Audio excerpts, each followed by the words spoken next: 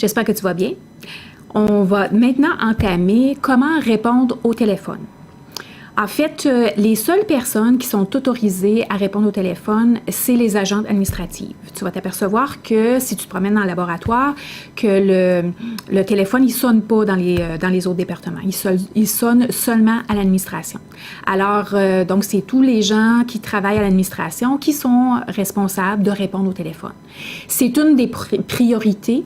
Alors, oui, absolument, vous pouvez avoir une conversation entre vous autres, puis si tu es en train de faire quelque chose qui a besoin vraiment toute ton attention, tu peux demander à tes collègues pour les prochaines 10 minutes, pouvez-vous répondre au téléphone? Je ne vais pas y répondre parce que j'ai vraiment besoin de me concentrer là-dessus. Oui, on fait ça à l'occasion. Maintenant, autrement, répondre au téléphone, c'est une des priorités. Oui, on a un répondeur, mais durant la journée, c'est très rare. Il faut vraiment qu'il arrive vraiment. Les gens, ils appellent tout en même temps, puis les 6 lignes ils sont prises. Mais vraiment, on répond au téléphone au moment où est-ce qu'il sonne. La façon dont on répond, tout le monde répond de façon uniforme, très important pour nous. Alors, ce que je vais demander aux gens, c'est de prendre la phrase clé, de te l'écrire à quelque part, en fait, de l'imprimer et de la mettre devant toi, à côté de ton téléphone, pour que tu puisses l'apprendre. Parce qu'en fait, c'est la seule façon de bien s'en souvenir. C'est correct si tu la lis au début. Alors, c'est tout simplement Laboratoire dentaire Milidan, bonjour, Nancy speaking.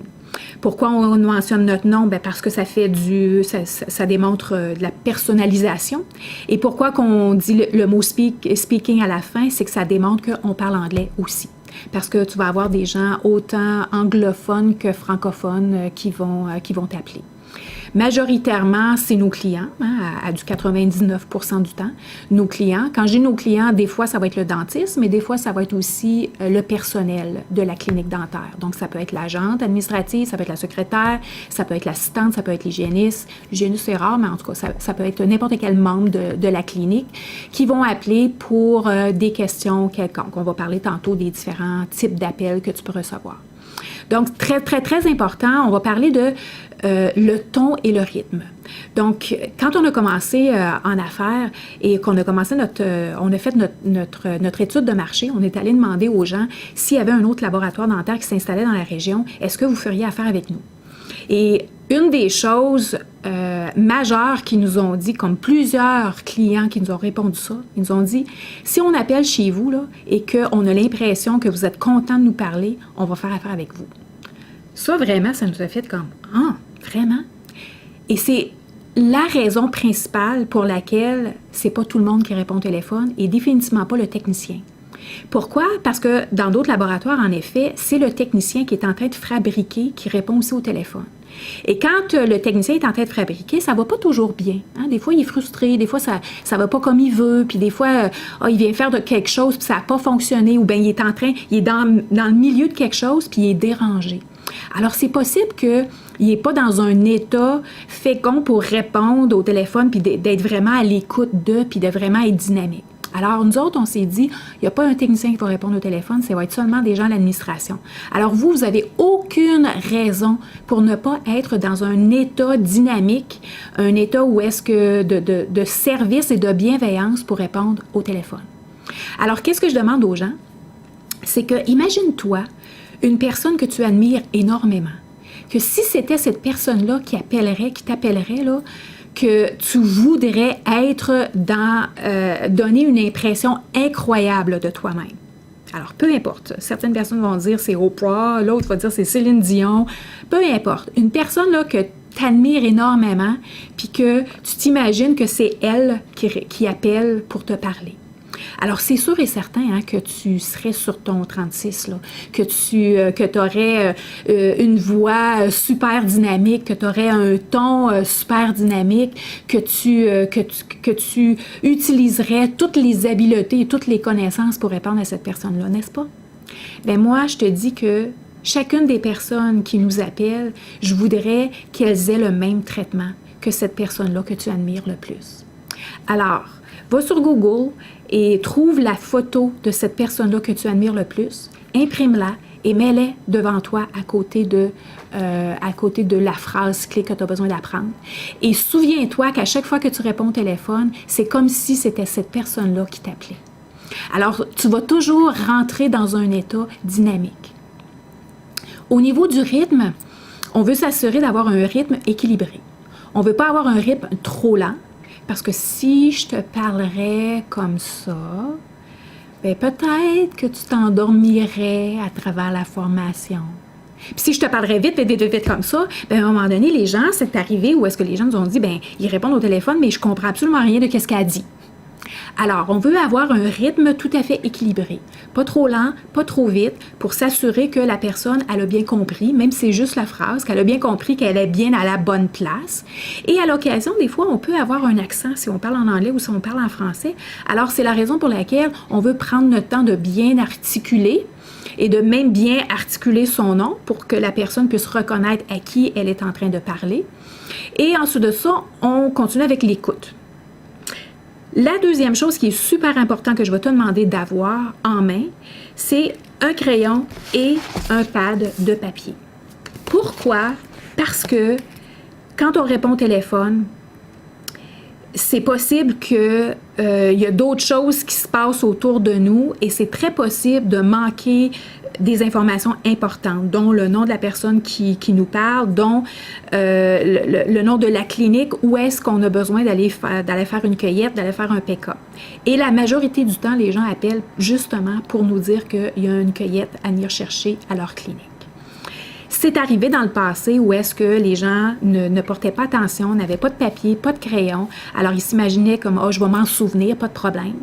Et tu vas t'apercevoir que le téléphone, là, il ne sonne pas juste une fois aux 10 minutes. Là. Il peut sonner plusieurs fois et on a 6 lignes et les 6 lignes peuvent sonner tous en même temps. Alors, c'est très possible que tu viens juste de raccrocher. Tu vas t'apercevoir que tu es la prochaine personne qui est disponible à prendre l'autre appel. Alors, tu vas prendre l'autre appel et c'est très possible que tu oublies le premier. Donc, c'est la raison pour laquelle il est indispensable qu'au moment où est-ce que tu prends un appel, que tu aies un crayon et un papier et qu'aussitôt que tu entends le nom de la personne, le nom de la clinique, tu l'écris sur ton papier. Ensuite de ça, peu importe ce qu'elle va te dire, même si ce n'est pas une cueillette, c'est pour autre chose, c'est pas grave, tu vas pouvoir marquer quelques mots de qu'est-ce qu'elle a demandé. Moi, après 23 ans, c'est encore ça que je fais quand les appels me sont transférés. Je prends l'appel, mon crayon, mon papier, et je vais tout de suite mettre le nom, le nom de la personne qui est en train de me parler. Et ensuite de ça, je vais écrire quelques mots sur qu'est-ce qu'elle est en train de me demander. La question, l'interrogation, peu importe, que ce soit une plainte ou quoi que ce soit. Alors, si moi, je le fais encore après 23 ans, toi qui viens de commencer, c'est sûr et certain que tu as absolument besoin de le faire pour t'assurer que tu n'oublies rien. C'est la seule façon que tu vas pouvoir donner la preuve que chaque fois que je prends un appel, je l'écris. Et ensuite, donc une fois que tu l'as écrit et que tu as fait l'action qui a besoin d'être faite, parce qu'en majorité du temps, ça va être des cueillettes. Donc, une fois que tu vas avoir pris l'appel d'une cueillette, que tu vas avoir raccroché, tu vas pouvoir aller donner, écrire sur la feuille d'enregistrement des cueillettes, des pick-up, qui a appelé et la personne qui s'occupe de la gestion de ça va pouvoir dispatcher l'appel au bon chauffeur. Alors, toi, tu as fait ton travail, tu vas pouvoir soit highlighter avec un highlighter ou bien barrer pour dire « OK, je l'ai fait ». Alors, tu vas pouvoir me donner la conviction que toi, quand tu as pris l'appel, tu les as écrits et tu les as donnés. On vous voit les personnes, toujours, même si tu la connais depuis longtemps, cette personne-là. Moi, je le fais. C'est du professionnalisme. On vous voit, les gens, nos clients, on les voit. C'est la règle de base ici. La deuxième chose, c'est lorsque les gens vont t'appeler pour t'indiquer qu'il y a une cueillette à faire à leur clinique, on termine la conversation en leur disant « merci beaucoup ».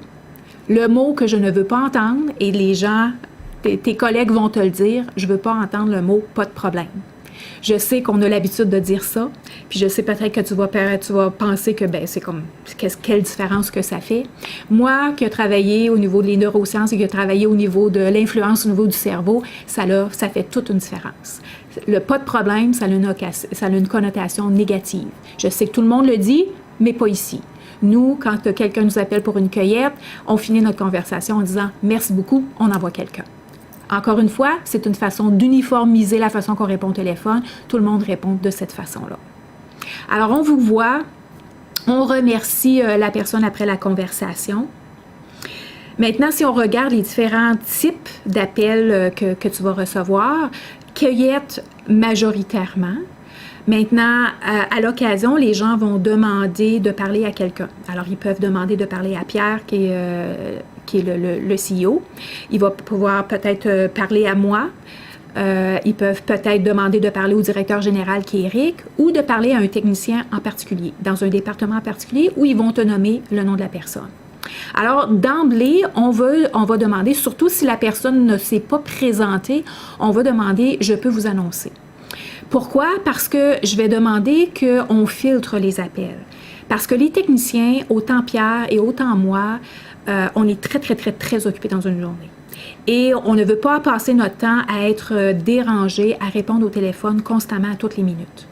Alors, on veut faire filtrer nos appels. Donc, et en même temps, ça c'est une des choses, et en même temps, ce que ça nous permet, c'est que ça nous permet de vous dire, prenez le message parce qu'on est en train de prioriser. Parce que nous, quand on reçoit aussi un appel, un transfert d'appel, moi j'ai demandé aux gens, aux superviseurs, de prioriser. Alors, s'ils sont en train de faire quelque chose qui est extrêmement important et urgent et qu'il y a un appel d'un représentant, par exemple, ou de quelqu'un qui pourrait rappeler un peu plus tard, alors on veut leur donner la possibilité de prioriser leurs appels. Donc, lorsque vous demandez « Est-ce que je peux vous annoncer ?», vous allez pouvoir, lorsque vous transférez l'appel à la personne en question, vous allez pouvoir dire « C'est monsieur un tel, c'est tel représentant de telle compagnie ou c'est docteur un tel qui te retourne l'appel. » Alors, la personne va pouvoir dire « Oui, parfait, je vais le prendre » ou « Est-ce que tu pourrais prendre un message? » Alors, ça fait du sens. Donc, on veut demander « Je peux vous annoncer » et tu vas voir dans ton cahier, le cahier de politique et procédure, tu as la phrase en français, tu as la phrase en anglais. Une fois qu'on met la personne en attente, parce que ça peut arriver que tu dois chercher la personne ou tu dois chercher l'information, parce qu'à l'occasion, ça va être de l'information que tu vas avoir besoin de chercher, ou tu n'auras pas la réponse vraiment et tu vas vouloir mettre la personne en attente. Alors, on va dire un instant, s'il vous plaît. Je vais vous mettre en attente si vous voulez m'attendre un instant. Et lorsqu'on revient, merci d'avoir attendu ou merci d'avoir patienté, en fait. C'est une des phrases clés qu'on vous dit. Alors, tu as plein de phrases clés pour t'aider justement à te sentir à l'aise. Parce que ce que je veux pour toi, moi, c'est que tu te sentes à l'aise, que tu sentes que les gens là, ne savent pas que c'est ta première journée. Parce que tu as tous les outils pour t'aider à savoir quoi dire, quoi répondre, comment répondre. Tu as tout ça devant toi. Si la personne n'est pas disponible, tu as encore l'information. On va dire « Je suis désolée, la personne elle n'est pas disponible pour l'instant. Est-ce que je peux prendre le message ou est-ce que je peux vous aider? » La phrase « Est-ce que je peux vous aider ?» je vais vous demander de la poser régulièrement parce que souvent, vous pouvez aider les gens. Les gens vont avoir tendance à demander une personne en particulier, mais finalement, pour s'apercevoir que c'est une réponse que vous auriez été capable de répondre. Par exemple, les gens peuvent appeler « Quand est-ce que je peux avoir mon cas? Est-ce que mon cas va être fini en temps? Est-ce que le cas de Madame une telle, je pourrais l'avoir une journée à l'avance? » Alors, les techniciens, là, c'est pas les bonnes personnes pour répondre à ça. J'ai des techniciens qui vont aller chercher l'information puis qui vont répondre à la question, mais j'ai aussi des techniciens qui vont tout simplement vous retourner l'appel parce que, dans le fond, c'est vous qui aurez dû répondre à cette question-là. Alors, habituez-vous. OK, votre travail, c'est pas juste de répondre au téléphone puis de le passer le plus rapidement possible. Votre travail, c'est de répondre au téléphone et prenez l'engagement d'apprendre à répondre à plus de questions possibles. C'est sûr qu'au niveau technique, on va laisser ça aux techniciens, absolument. Mais le niveau technique, là, c'est peut-être 10-15% des appels, vraiment. Le reste du temps, là, c'est vraiment des questions que vous pouvez répondre. Et moi, quand j'ai commencé, j'étais la seule qui répondait au téléphone et c'était mon engagement. Parce que je voulais m'assurer que les techniciens étaient dérangés le moins possible. Parce que lorsqu'ils sont dérangés, ben ça les dérange dans leur travail et ça fait en sorte que ben ça prend plus de temps à faire la production et c'est là que les cas, ben ils peuvent être terminés à la dernière minute. Puis là, après ça, c'est nous autres en administration qui ont tout le stress de se dépêcher à facturer, de se dépêcher à emballer le cas pour l'envoyer pour l'envoyer avec notre chauffeur. Alors, le stress, là, il commence souvent à comment autant de fois que le technicien est dérangé par un appel qui aurait pu très bien être répondu par vous, les agentes administratives. Donc, ça fait du sens pour ça. Ensuite de ça, pour vous aider à vous sentir à l'aise, vous allez voir que vous allez voir dans votre cahier, si vous n'avez pas bien compris la personne, ne gênez-vous pas à faire répéter la personne. Souvent, les gens vont me dire ça, là, ben, tu sais, c'est comme je suis gênée, je me sens mal, tu sais, ça fait comme 2 fois. Écoutez, aujourd'hui, là, on a des gens qui deviennent partout dans le monde. Donc, il y a des noms qui sont difficiles à prononcer, il y a des noms qui sont difficiles à reconnaître. Si l'anglais, c'est pas votre langue maternelle, je comprends très bien que c'est pas... Peut-être que ça vous vient pas rapidement, tu sais. C'est sûr que le mot, le nom Smith, on sait, on l'a entendu tellement souvent, on le sait, mais un autre mot, un autre nom de famille peut être plus difficile. Donc, encore de façon assurée, ne vous gênez pas pour vous dire « je m'excuse, j'ai vraiment pas bien compris votre nom, est-ce que vous pourriez me l'épeler? » Et les gens comprennent, OK? Les gens vont pas penser que vous n'êtes pas professionnel. Au contraire, tout est dans la façon dont on présente les choses. Alors, donc, gênez-vous pas. J'aime mieux, moi, que vous faisiez répéter la personne ou vous trouviez votre façon pour bien avoir le nom de la personne puis la bonne clinique que juste d'assumer et envoyer notre chauffeur à mauvaise place ou prendre la chance que le client ou la clinique rappelle le lendemain pour dire, ben il n'y a pas personne qui est venu chercher la cueillette, puis on va se dire, ah, ben c'est parce qu'on n'a pas bien compris. OK? Donc, c'est super important de vraiment bien comprendre à qui je fais affaire, qui est en train de m'appeler. C'est important, ça. Et il y a plusieurs outils que vous pouvez utiliser qui vont vous permettre d'améliorer votre confiance, par exemple, au niveau des cliniques dentaires. Parce que oui, on en a plusieurs. Hein? On en a peut-être 600 cliniques qui peuvent vous appeler, donc 600 docteurs différents qui peuvent vous appeler. Je ne vous demande pas de tout savoir ça par cœur.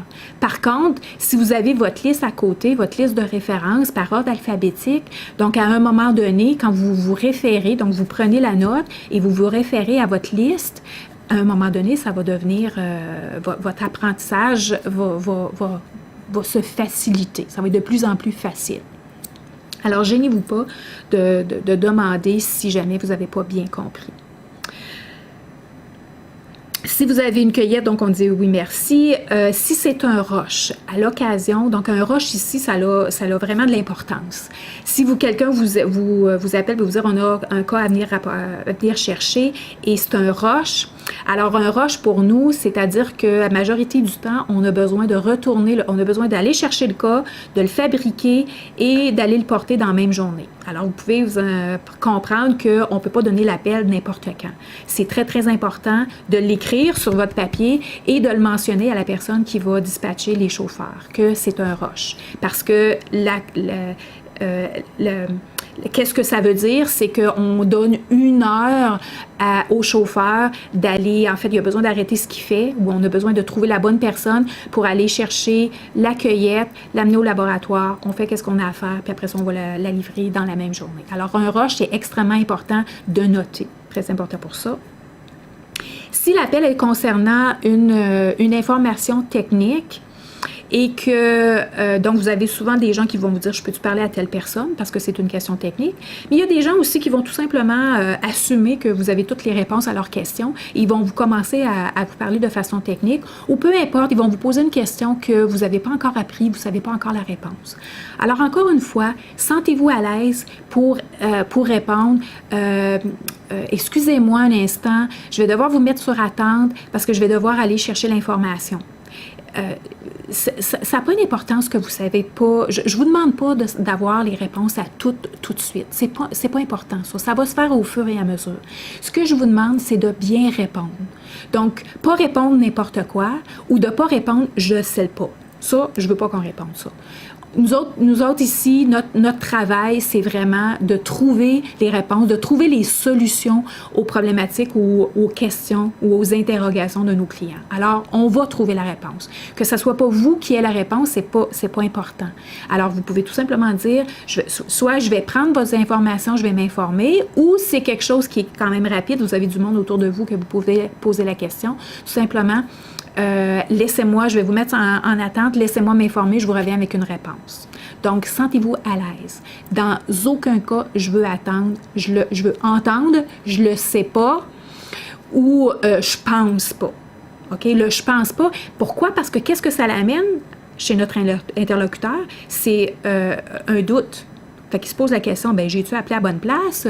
Je fais-tu affaire avec le bon laboratoire? Moi, je veux pas ça. Je veux que oui, vous faites affaire avec le bon laboratoire. On va vous trouver la réponse. On va trouver la solution à votre réponse, à votre question, à votre interrogation. Fait du sens alors?